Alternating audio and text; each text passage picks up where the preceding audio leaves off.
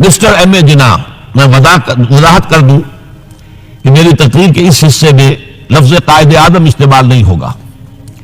قائد اعظم وہ بعد میں بنے، ایک طویل عرصے تک وہ مسٹر ایم اے جناح تھے. اس کی میں کچھ تھوڑی سی تشریح ابھی آپ کے سامنے کر دوں گا. تو اس دور کے حوالے سے جب بات ہوگی تو میں مسٹر جناح یا مسٹر ایم اے جناح کہوں گا، قائد اعظم نہیں. تو دوسری طرف مسٹر ایم اے جناح تھے جو بیرسٹر تھے، وکیل تھے، اور ساتھ ہی ایک سیاسی کارکن بھی تھے. ان کی شخصیتوں کے بعض پہلو جو ہے بہت دلچسپ ہے، بہت مختصر میں ان کا اشارہ کر رہا ہوں. دونوں بہت ہی یوں سمجھیے کہ قریبی ہم عصر. علامہ اقبال جو ہے مسٹر جناح سے صرف 10.5 مہینے چھوٹے تھے. جناح صاحب کی پیدائش ہو رہی ہے 25 دسمبر 1876 کو، اور علامہ اقبال کی 9 نومبر 1877 کو. 10.5 مہینے کا فرق ہے. مقام جو ہے پیدائش کا اقبال کا تو طے ہے سیالکوٹ، اس میں کوئی اختلاف نہیں. جناح صاحب کے مقام پیدائش کے بارے میں اگرچہ عام طور پر کہا جاتا ہے کراچی، لیکن حیدرآباد سندھ میں یونیورسٹی کے ساتھ ملحق ہے انسٹیٹیوٹ آف سندھولوجی. وہاں کے محققین کا فیصلہ ہے اور تحقیق کے بعد کہ وہ جھلک ایک مقام ہے ٹھٹھا کے قریب، وہاں پیدائش ہوئی تھی. بہرحال اس مسئلے کو چھوڑ دیجئے، کوئی دلچسپی اس کی کوئی اہمیت نہیں ہے. ایک البتہ بات ذرا دلچسپی کی بھی ہے. علامہ اقبال کے بارے میں معلوم ہے ان کا پس منظر خاندانی جو تھا وہ کشمیری پنڈت، کوئی اختلاف نہیں. ایم اے جناح کے پس منظر کے بارے میں اختلاف. عام طور پر مشہور ہے کہ وہ اسماعیلی کھوجے تھے، لیکن مجھے ایک عجیب اقتباس ملا ہے. یہ 1964 میں آپ بیتی نمبر شائع کیا تھا ماہنامہ نقوش نے 1200 صفحے کا.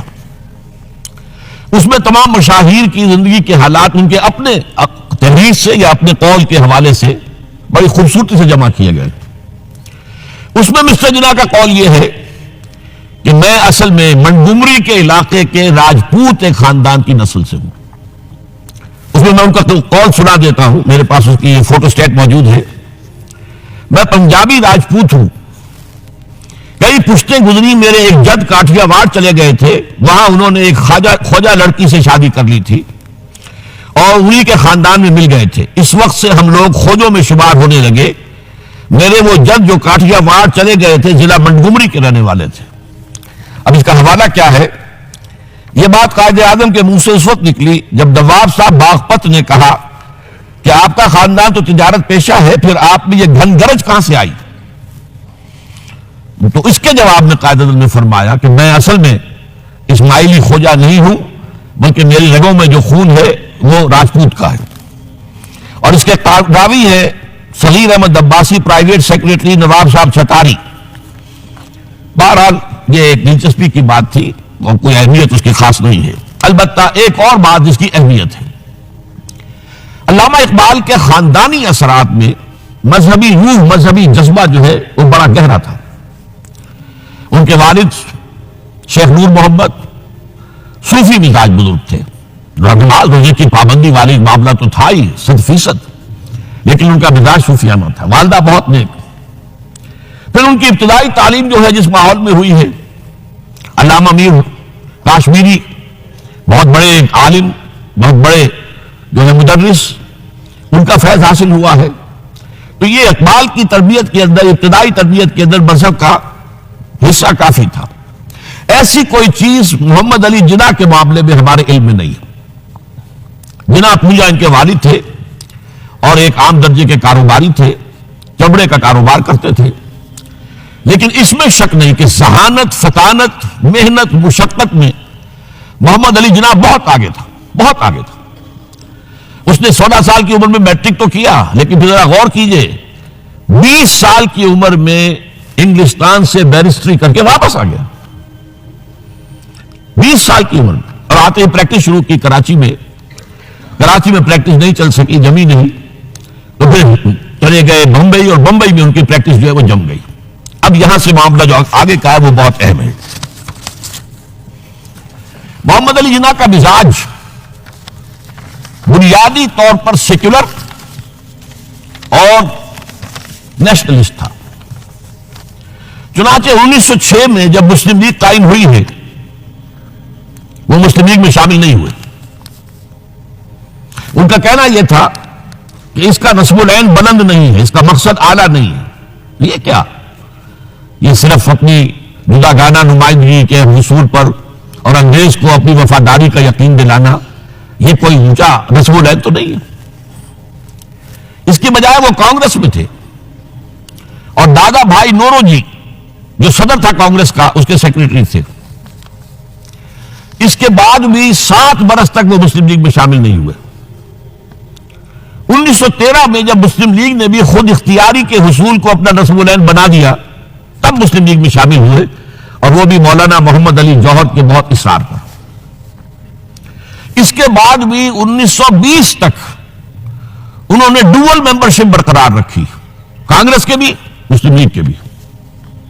اور اس پورے عرصے میں ان کا سارا رول یہ تھا کسی طرح ہندوؤں اور مسلمانوں کے درمیان مصالحت ہو جائے، کسی طرح کوئی فارمولہ طے ہو جائے جو ایگریڈ اپون ہو، جس سے مسلمانوں کی تشویش بھی ختم ہو، انہیں بھی کچھ اطمینان ملے کہ ہمارا مستقبل جو ہے وہ بہت خطرے میں نہیں ہے، ہمیں کوئی اطمینان حاصل ہو جائے. اس کے لیے کوئی فارمولہ بنے، کسی طریقے کی محنت کی جائے. اس کے لیے جو سر توڑ کوشش انہوں نے کی ہے. اور جان لیجئے کہ ان کے ذہن کے اندر، جیسا کہ میں نے کہا ہے، وہ انداز جو ہے وہ سیکولر اور نیشنلزم کا بہت گہرا تھا. ان کو ان کی خدمات کے طفیل میں کہا گیا ایمبیسڈر، ہندو مسلم اتحاد کا سفیر. اور یہ کہنے والا کون؟ گوکھلے. لیکن یہ کہ انہیں قدم قدم پر مایوسی کا سامنا کرنا پڑا.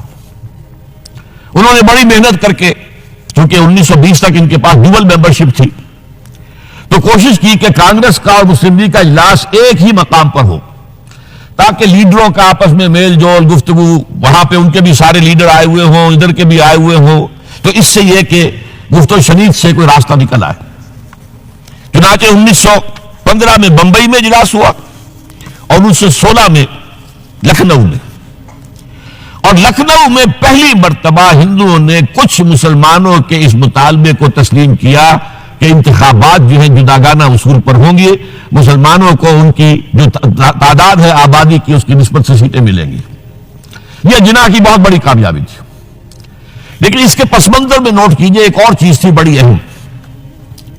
سن 1918-19 سے ایک عظیم تحریک ہندوستان میں شروع ہو چکی تھی، تحریک خلافت. کیونکہ خلافت عثمانیہ کو ختم کرنے کے لیے بڑی سازشیں چل رہی تھی. یہودی سرگرم تھے اور برطانیہ کے ذریعے سے وہ چاہتے تھے کہ اس کو جو ہے وہ ختم کیا جائے، خلافت کو. اس وقت ہندو مسلمان ایک ہو گئے تھے. گاندھی خلافت کی تحریک میں شریک ہوا، حالانکہ کہاں گاندھی کہاں خلافت، کیا ان میں رشتہ کیا ہے. لیکن اسے اندازہ ہو گیا تھا کہ اگر ہم نے مسلمانوں کا ساتھ اس وقت نہیں دیا، جبکہ پورا ہندوستان گونج رہا تھا، بولی اماں محمد علی کی جان بیٹا خلافت پہ دے دو، ساتھ ہیں تیری شوکت علی بھی جان بیٹا خلافت پہ دے دو. پورا ہندوستان ایک عظیم تحریک تھی، اس میں کوئی شک نہیں، بہت بڑی تحریک. لہذا اس پس منظر میں اسی کا اثر میں سمجھتا ہوں یہ ہوا کہ لکھنؤ پیکٹ ہوا 1916 میں، اور قائد اعظم کو اس میں کچھ صورت جو ہے وہ نظر آ گئی، اپنی کامیابی کی شکل نظر آئی. لیکن جیسے ہی تحریک خلافت ختم ہوئی، ختم تو اس لیے ہو گئی کہ مصطفیٰ کمال پاشا نے خود ختم کر دی خلافت. وہ تو جیسا کہ پھر علامہ اقبال نے بھی کہا تھا، چاک کر دی ترک نادا نے خلافت کی قبا، سادگی اپنوں کی دیکھ اوروں کی عیاری بھی دیکھ. بہرحال خلافت ختم ہو گئی تو وہ سارا جوش خروش وہ سارا ختم ہو گیا. اس لحاظ سے یہ ہے کہ صورتحال تبدیل ہو گئی، اور اب ہندوؤں کے اندر دوبارہ وہ اپنی جو عصبیت اور مسلمانوں کے خلاف ان کے اندر جو جذبات تھے وہ اوپر ابھر کر آئے. چنانچہ 1928 میں نہرو رپورٹ شائع ہوئی ہے، جس نے کہ اس معاملے کے اندر ساری امیدیں جو مسلمانوں کو ہو سکتی تھی ہندوؤں سے، ان سب کا قلع کما کر دیا. معلوم ہوا کہ ہندو کسی درجے میں بھی مسلمانوں کو کوئی حیثیت دینے کو تیار نہیں. یہ نہرو رپورٹ جو ہے یہ بہت ہی سمجھیے کہ ٹرننگ پوائنٹ ہے. اس کے بعد جناح صاحب نے کوشش اور کی، تجاویز دہلی کچھ اور خاکہ دیا کہ کم سے کم یہ مان لو، وہ بھی رد کر دی گئی. پھر 14 نکات دیے، وہ بھی رد کر دیے گئے. اس کا نتیجہ یہ نکلا کہ انتہائی مایوس دل گرفتہ، دل شکستہ ہو کر محمد علی جناح نے ہندوستان کو خیر باد کہہ دیا. یہ نوٹ کیجئے، ان کی زندگی کا ایک دور یہاں ختم ہوتا ہے. 1931 میں وہ انگلستان منتقل ہوئے، ایک کوٹھی خریدی، اپنی لیگل پریکٹس شروع کر دی اور ہندوستان کی سیاست سے بالکل کنارہ کشی کر لی.